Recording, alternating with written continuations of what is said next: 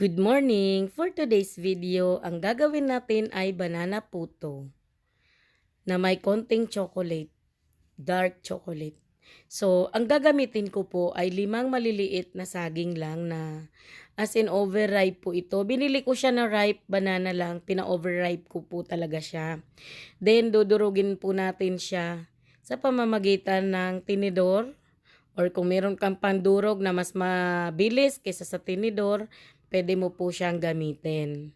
So ako naman kapag gumagawa ako ng banana puto, yung saging, ayoko namang sobra siyang durog na as in para na siyang puree. So dapat yung meron pa din akong nakakagat na saging diyan. So maglalagay na po ako diyan ng 2 tablespoon ng baking powder.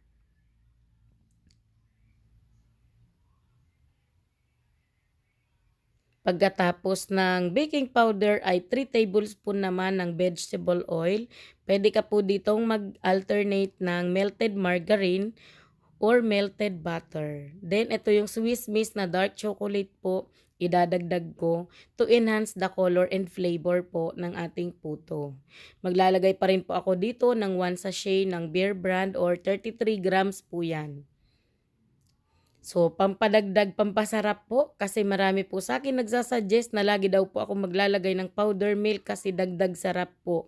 Tama naman, masarap po talaga kapag merong powder milk. So, since ito pong lulutuin natin ay 2 cups lang, 3/4 cup lang din po na sugar yung nilagay natin. So, hindi po puno yung 1 cup, 3/4 lang. Muntik nang maging 1 cup. Tapos naglagay din muna ako dyan ng 3/4 cup ng tubig.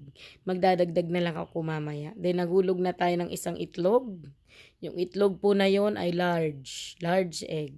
Pagkatapos ay haluin na natin itong ating mixture. Ayan o, maganda kapag may dark chocolate kasi yung color ng ating puto mas maganda. Mabuti kung may muscovado tayo na sugar, mas okay yun ang gamitin natin. So, brown lang yung meron tayo. So, nilagay ko na po yung 2 cups ng all-purpose flour. At nakakatuwa lang talaga din kapag marunong kang gumawa-gawa ng ganito kasi makakatipid ka na talaga, di ka na bibili sa labas. At makakapamili ka kung anong flavor ang gusto mong gawin, anong sarap ang gusto mong ma-achieve. 'Di ba?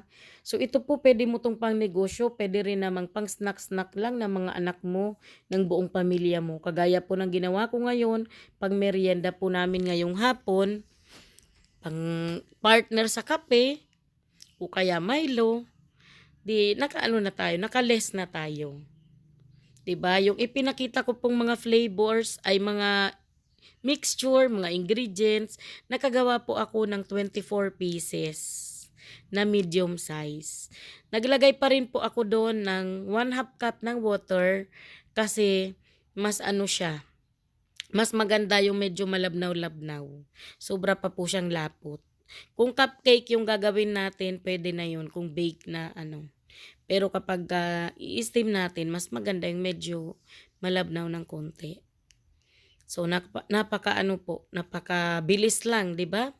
So ilang minuto lang meron ka ng masarap na merienda. So ngayon maglalagay na ako dito sa mga puto molder, medium size po 'yan. At hindi ko na po greenish kasi itong mixture natin ay nilagyan na natin ng vegetable oil. Habang ginagawa naman natin to ay nagpapakulo ka na po dapat ng tubig sa steamer kasi bago natin to ilalagay dapat po yung kulong-kulo na. Tapos, steam ko lang po ito ng 12 minutes.